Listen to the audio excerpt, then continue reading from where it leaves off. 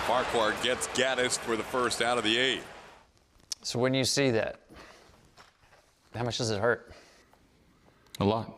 If you guys missed the AJ Hinch interview, do not fret. I'm going to go ahead and recap as much as I possibly can, and we're going to talk about if AJ Hinch made himself look good or if it was just a waste of an interview, and in hindsight, maybe it's 2020, he should have not done it because he made the Astros look a whole lot worse. He was put on blast. No punches were pulled. I mean, he was hit with everything. So we're going to go ahead and talk about that right now, as well as Mookie Betts. It's February 8th. The day that I'm recording this. He was traded to the Dodgers on February 4th. The deal is still not done. And now people are getting, like, outside sources are getting involved, and they're telling the Red Sox, like, this needs to happen right now because players' livelihoods are at stake. So it's getting pretty serious. There's a lot to talk about. Make sure you guys stick around and watch all the way until the end. Oh, also, guys, real quick before we talk about the AJ Hinch interview, we gained 1,000 subscribers the last 2 days. So if we can continue the trend, we will be at 200K before opening day. So thank you guys all so much for the support. I love you all. 200K before opening day. We got this. What's funny about this interview is the fact that I have not watched Harry Potter in quite some time, but I am a big Harry Potter fan. Now, you guys might be wondering, Fuzzy, why are you talking about Harry Potter? In the email threads, so you have the Astros management and the office, like the head offices in terms of the guys that run the Astros. They labeled the cheating scheme as the dark arts of the Houston Astros. Like, if you're going to have a ring of cheating, don't call it the dark arts. Like, what are you doing? This is so blatant, and this is so disrespectful. This is a slap in my face as a baseball fan. At least if you're going to cheat, call it like Mom's Cupcake Recipe 101. Don't call it the dark arts in an email thread. So pretty much, AJ Hinch is Professor Snape. Ultimately, during this interview, he was both the good guy and the bad guy. So we're going to go ahead and break it down right now. Actually, we're going to start with the front office because Jeff Lunau, or Lunau, however you say his name, he was fired as the general manager the same day that AJ Hinch was fired as the manager for the Houston Astros. He claimed, and he was very adamant in saying that he knew nothing about this, when in fact the Wall Street Journal just broke that Jeff had a PowerPoint presentation with a Houston Astros intern, pretty much amazing what they were going to do going forward with the code breaking. So first of all, they called it the dark arts scheme. So that's the first thing that I was like, okay, that's a red flag. Then they called it code breaking.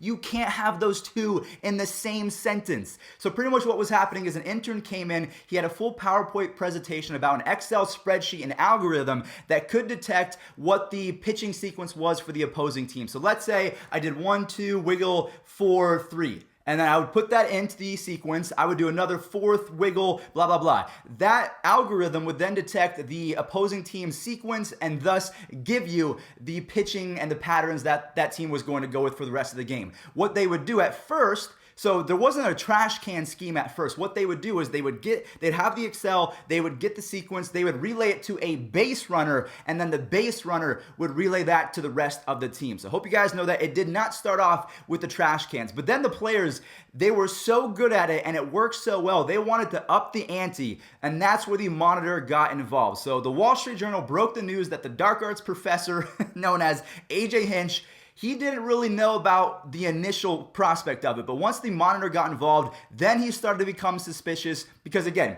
Jeff Lunau, the GM who said he didn't know anything about it, knew a lot about it. That's the first thing. Then AJ Hinch, a guy that didn't know what was happening, found out what was happening because he saw monitors being used and trash cans being banged on. So he decided to do the proper thing, and he did destroy the monitors. But I'm going to go ahead and roll the clip right now. Even though he destroyed the monitors, the banging still continued. I hit it. I mean, a bat. I mean, I didn't like it. You took a bat to it. Yeah, I didn't like it. You have to be hearing the banging going on, correct? Yeah, no, I heard it.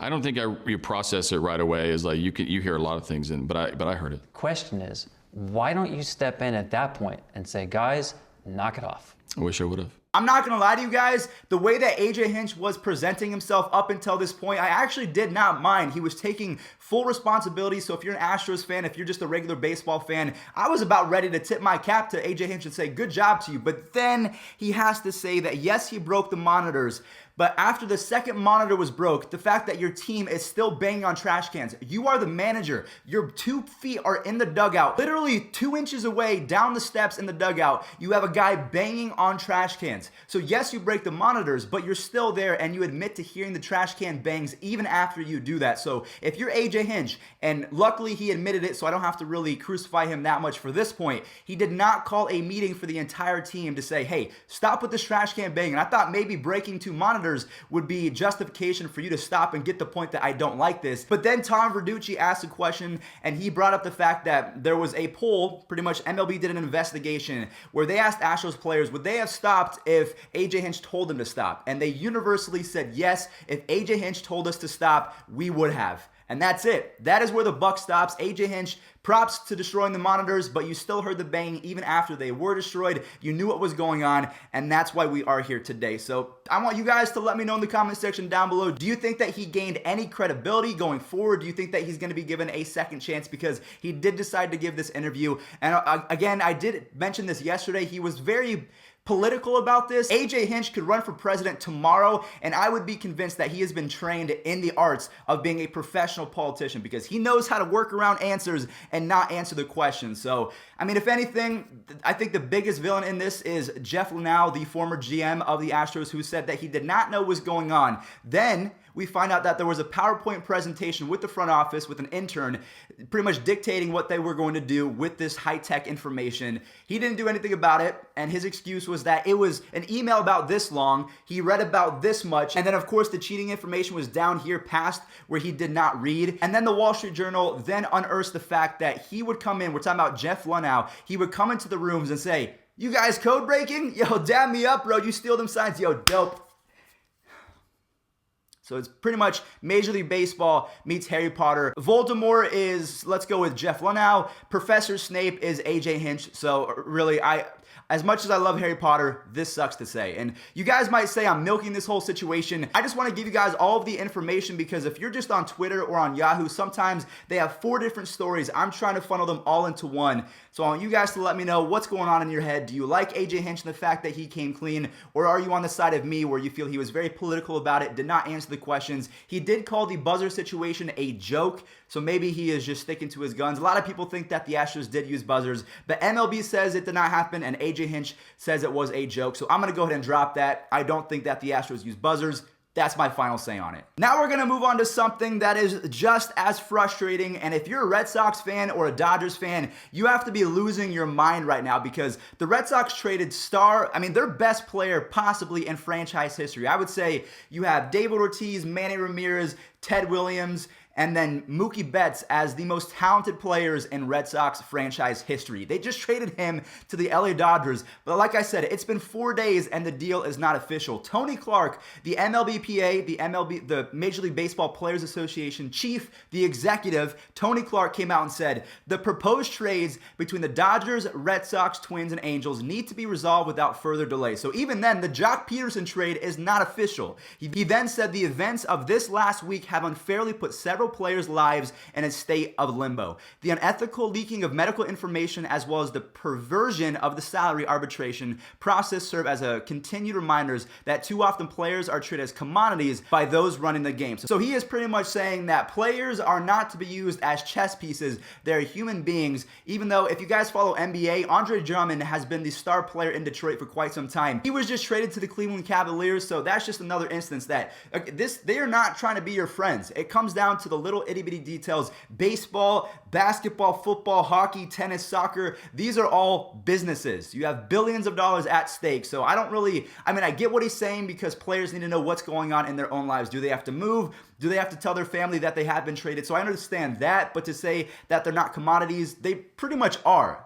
Okay, so I'm going to go ahead and I agree but disagree at that point. And then we have Scott Boras coming out with a statement of his own. Now, this is in regards to his client, the top prospect from the Twins that is involved in this trade. I keep saying his name wrong, so I'm not going to say it. To suggest that this player is not healthy going forward or has any form of substantive medical defect that would in any way damage his career, all of that is false. So we have Tony Clark, the executive of the MLBPA, saying that this trade needs to happen, but the only reason why it's not is because the top prospect for the Twins, Bruce Dar, is classified as damaged goods pretty much, because he can be a relief pitcher, but his arm is not strong enough to throw 150 to 200 innings. So that's the biggest reason. So he's saying, get the deal done, but we're not going to get the deal done because of this guy. So now we want another prospect. We want the Dodgers to pay more money to David Price's contract. And then also Jock Peterson just lost his arbitration case. So instead of getting $9.5 million, he's going to get $7.5. So that happened. Now you have Scott Boras interfering as well, saying that this is all a bunch of hogwash. It's not even true at this point in regards to the client's health. What is this offseason? So just to recap what we've talked about so far, AJ Hinch is the dark arts professor. He knew everything about it. He damaged monitors, yet he decided not to call a meeting. Jeff Lunau, the former GM of the Astros, he said he did not know what was happening, and then it comes out that he did, even referencing the code-breaking scheme by coming into the office. Yo, you guys code-breaking? Okay, so that happened, and then we have Mookie Betts and the MLB PA chief intervening and saying that this trade needs to happen because players need to get on with their lives. Scott Boras saying that doesn't even make sense because it's not happening due to a false report. What we're going to do now is we're just going to go to a few more stories because I feel almost drained, and you guys might be like, well, why are you reporting on it if you feel drained? Because it's baseball news. There's nothing really going on. The drama has stolen the offseason. But I guess if you watch ESPN and Sunday Night Baseball, if you don't like Jessica Mendoza, you don't have to worry about it anymore because Jessica Mendoza is officially stepping down from her job at ESPN and with the Mets. So, I mean, I never really had an issue with her up until she said that Mike Fiers was the guy that was in the wrong for snitching on the Astros. If you guys missed that, here it is. I mean, I get it. If you're with the Oakland A's and you're on another team, I mean, heck yeah, you better be telling your teammates, look, hey, heads up, if you hear some noises when you're pitching, like this is what's going on for sure. But to go public, yeah, that it didn't sit well with me. And honestly, it made me sad for the sport that's how this all got found out. The San Francisco Giants are alive for the moment. Yeah. We stepped up big. We have more heart. And you talk about lighting up a play. Game over.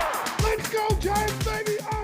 In other news, we have some small stories. Hunter Pence, he is going back to the San Francisco Giants. So if you're a Giants fan, rejoice. You have Pablo Sandoval and Hunter Pence back on the team in 2020, which is crazy to say. He signs a one-year deal. If you're a Rangers fan, listen up. You just signed a former all-star reliever of the Indians, Cody Allen, to a one-year deal. Maybe it was 1 year. I think it was a one-year minor league deal. And then I want to bring up this kid. I cannot believe that he is 17. He turned 17 years old 24 hours ago. So if I made this video yesterday, he was 16 years old. He's going to be special. Jason Dominguez, the #1 prospect in all of baseball. I still can't really even fathom the fact that he's 17. He is built like a Lego man. He is massive. And then the final story today, Kendrys Morales, after a 13-year career, he is hanging up the cleats. He's one of those what-if guys where what if he never broke his leg after a walk-off home run? He jumps as he's coming down. He breaks his leg when he was with the Angels. So that's the final story. I'm going to go ahead and roll that right now. What if this never happened? Thank you guys for watching. We are on the road to 200K. I'm excited for spring training. That's all I'm going to say. I'm excited for baseball to start again. Infield in, Kendrys Morales at the plate. And he shoots it into deep center field. Gutierrez looks up. It's out of here.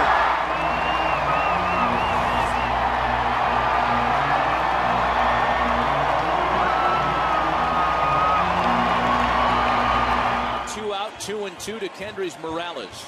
A 2-run lead for Kansas City. Morales sends a ball well hit into left center field. And that one is